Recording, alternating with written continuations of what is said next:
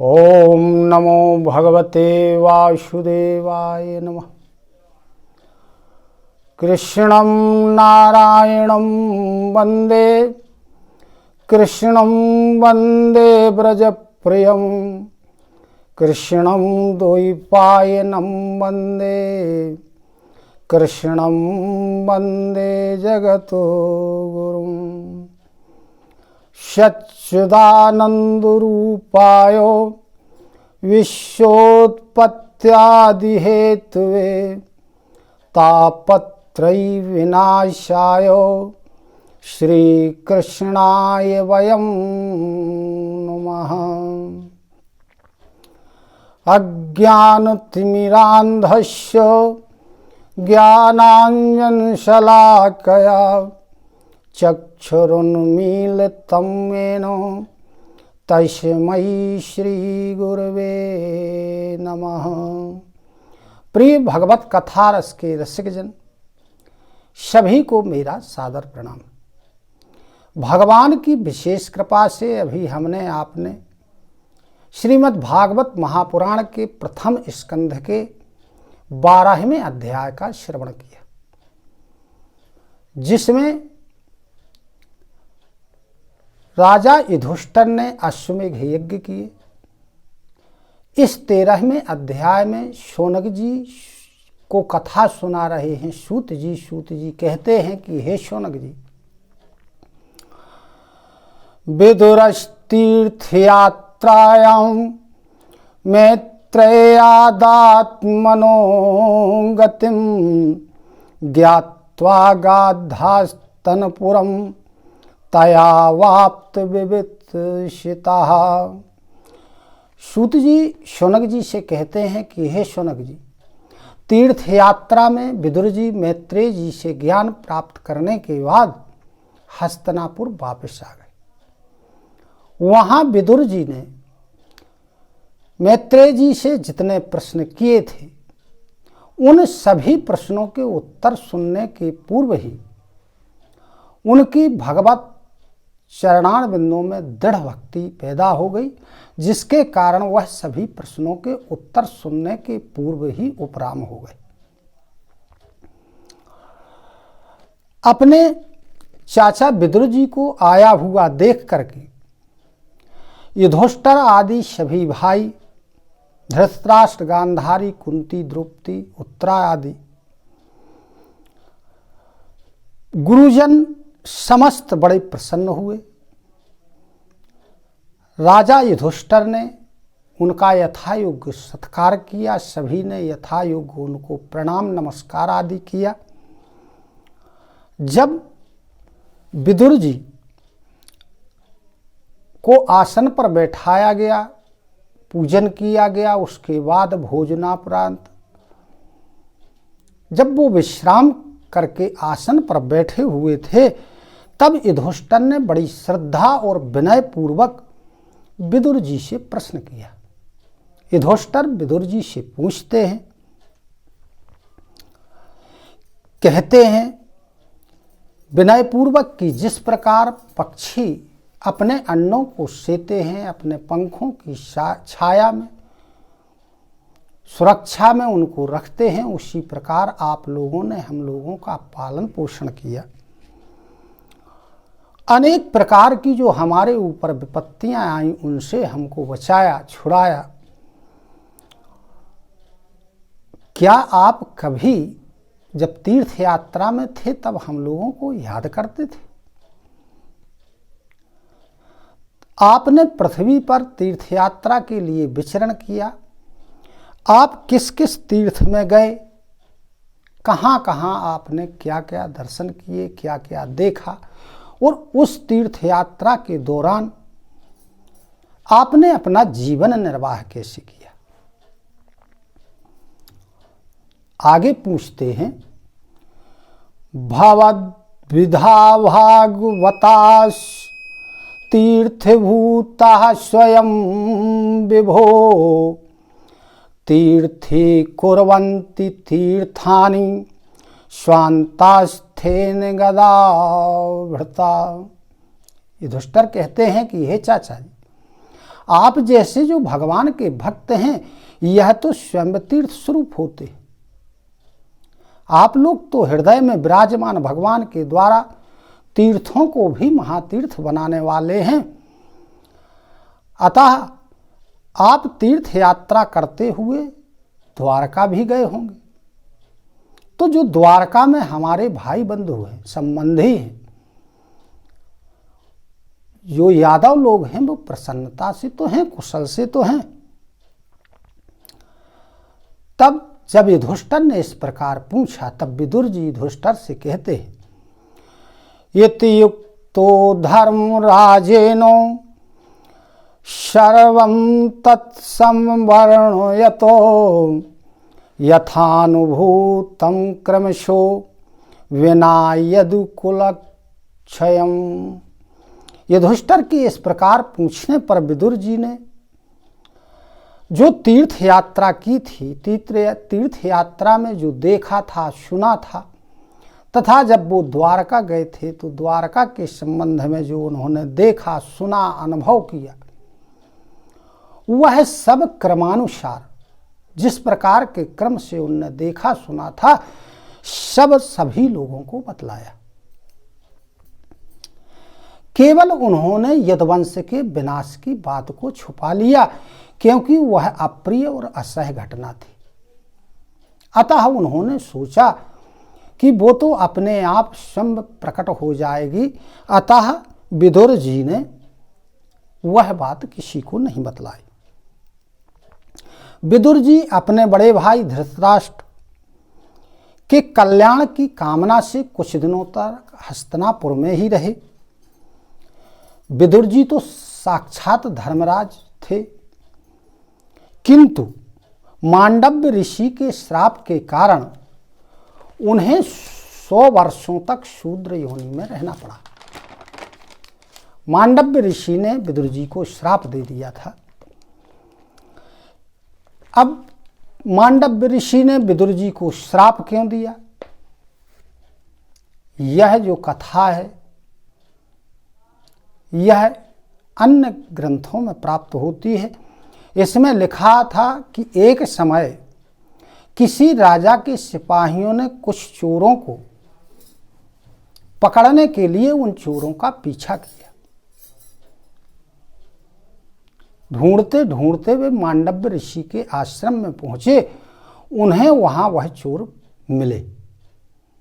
तब उन लोगों ने उन चोरों को पकड़ा और राजा के पास ले जाने लगे। उसी के साथ वे मांडव्य ऋषि को भी ले गए। उन लोगों को यह भ्रम था कि इन चोरों में मांडव्य ऋषि भी शामिल है, अतः उन्हें भी पकड़ लिया। राजा की आज्ञा से चोरों के साथ मांडव्य ऋषि को भी सूली पर चढ़ा दिया गया। जब राजा को यह बात ज्ञात हुई कि ये तो महात्मा है, अतः राजा ने मांडव्य ऋषि को सूली से उतरवाया, उनसे क्षमा प्रार्थना की, विनय की और उन्हें छोड़ दिया गया। तब मांडव्य ऋषि यमराज के पास जाते हैं। उस समय यमराज जो विदुर जी हैं यही उस समय वहां पदासीन थे। मांडव्य ऋषि ने यमराज से पूछा कि जो मुझे यह कष्ट दिया गया, दंड दिया गया, यह किस पाप के फलस्वरूप मुझे प्राप्त हुआ। तब यमराज ने कहा कि बचपन में तुमने एक टिड्डी को एक सींग से छेद दिया था, उस पाप के कारण तुम्हें यह दंड भोगना पड़ा। तब मांडव्य ऋषि ने उस समय यमराज से कहा कि लड़कपन में, अनजान में यदि मैंने थोड़ा सा अपराध कर भी दिया, उस टिड्डी को छेद दिया, मुझे अज्ञान था, ज्ञान नहीं था, तो उसका आपने मुझे इतना बड़ा दंड दिया। अतः मैं तुम्हें श्राप देता हूं कि जाओ तुम 100 वर्ष तक शूद्र की योनि में रहोगे। उसी श्राप के कारण यमराज को यहाँ विदुर जी के रूप में जन्म लेना पड़ा और दासी पुत्र हुए। जिसके कारण वो शूद्र योनि को प्राप्त हुए। जब विदुर जी यहाँ शूद्र योनि में आ गए तो उतने वर्षों तक, उतने समय तक आर्यमा को यमराज के पद पर नियुक्त किया गया। अब वो दंड विधान करने लगे।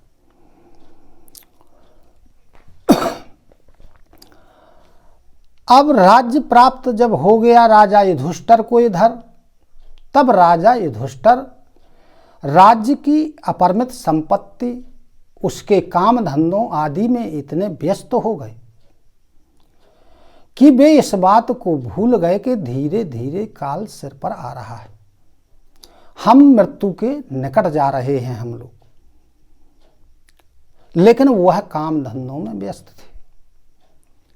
शौनकादि ऋषियों से सूत जी कहते हैं, एवं गृहेषु सक्तानां प्रमत्तानां ददीहया अविक्रम्य तविज्ञातः कालः परं दुस्तरः। काम धंधों में व्यस्त हो जाने के कारण वह बिल्कुल ही भूल गए कि हम लोगों का जो जीवन है ये मृत्यु की ओर जा रहा है। परंतु विदुर जी ज्ञानी थे, काल की गति को जानते थे। अतः उन्होंने अपने बड़े भाई धृतराष्ट्र से कहा कि अब बड़ा भयंकर समय आने वाला है,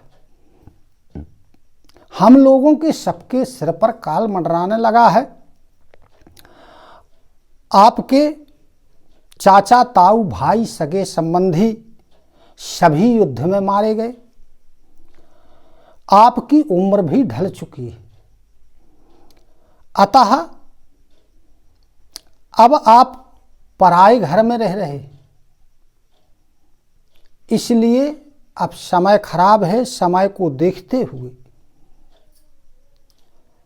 यहां से चला जाना चाहिए, क्योंकि यहां रहने में एक बात और है कि जिन पांडवों को तुमने अनेक प्रकार के कष्ट दिए, एक तिलभर भूमि भी आप जिन्हें नहीं देना चाहते थे, अब उन्हीं के टुकड़ों को खाकर के कुत्ते की तरह अपना जीवन बिता रहे हो। क्या यह अच्छा है या अच्छा लगता है? इस प्रकार विदुर जी ने अपने बड़े भाई धृतराष्ट्र को अनेक तरह से समझाया।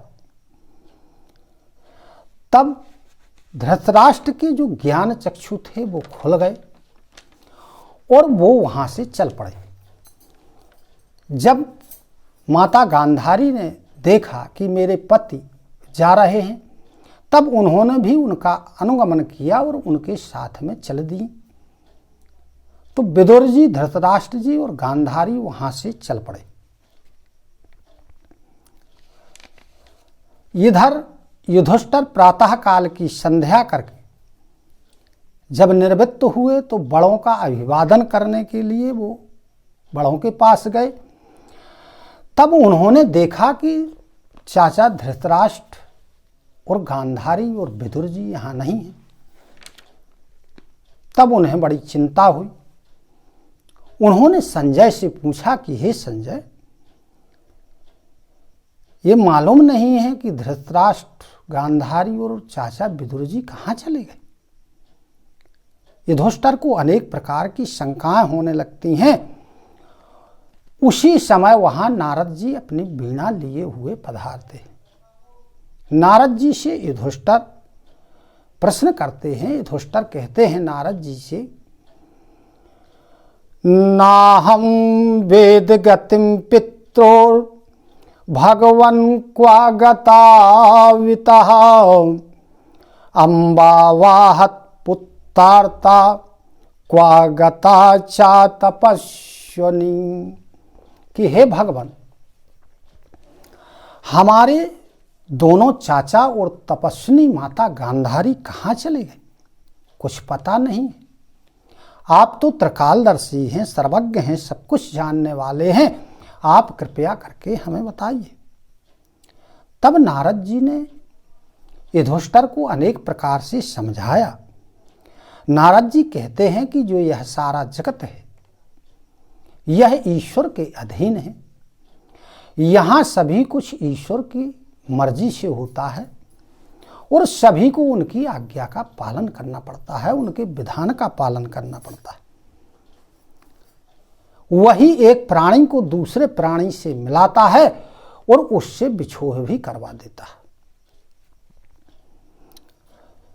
अतः तुम शोक मत करो, और जो तुम्हारे चाचा ताऊ और माता गांधारी हैं, वो दक्षिण भाग में, यानी जो हिमालय का दक्षिण का भाग है, वहां गंगा जी ने अपने आप को 7 धाराओं में विभक्त कर दिया है, जिसे सप्त स्रोत कहते हैं। वहां ऋषियों के आश्रम हैं, ऋषि लोग तपस्या करते हैं। वहीं धृतराष्ट्र और गांधारी विदुर जी के साथ गए हुए हैं।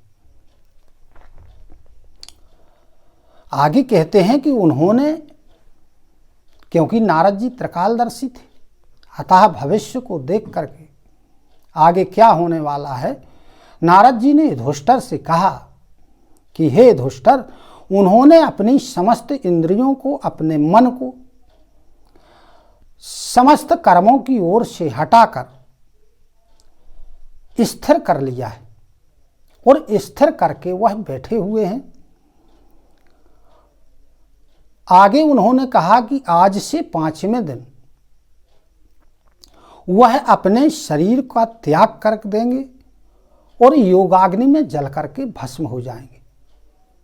धृतराष्ट्र को भस्म होता हुआ देखकर गांधारी अपने आप को उसी आग में समर्पित कर देती हैं, और वो दोनों वहां जल करके राख हो जाते। जब विदुर जी देखते हैं अपने भाई और माता गांधारी का इस प्रकार आश्चर्यजनक मोक्ष, तब वह बाद में तीर्थ यात्रा के लिए फिर से चले जाते।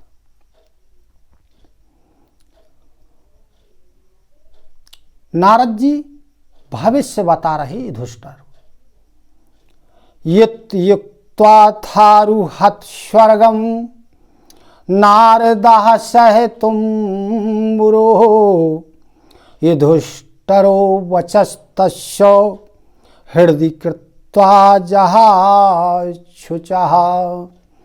इस प्रकार नारद जी आगे की बात युधिष्ठिर को बता करके और अपनी वीणा लेकर के स्वर्ग को प्रस्थान कर जाते। उनके उपदेशों को अपने हृदय में धारण करके युधिष्ठिर ने शोक का परित्याग कर दिया, जो उन्हें शोक हो रहा था, और अपने कार्य में पुनः संलग्न हो गए।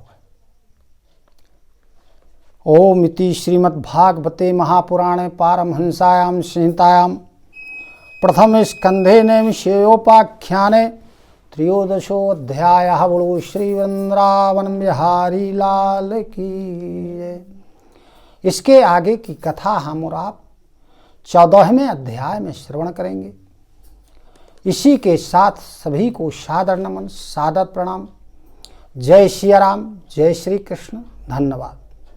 ओम नमो भगवते वासुदेवाय, ओम नमो नारायणाय, हरि ओम तत्सत, हरि ओम तत्सत, हरि ओम तत्सत।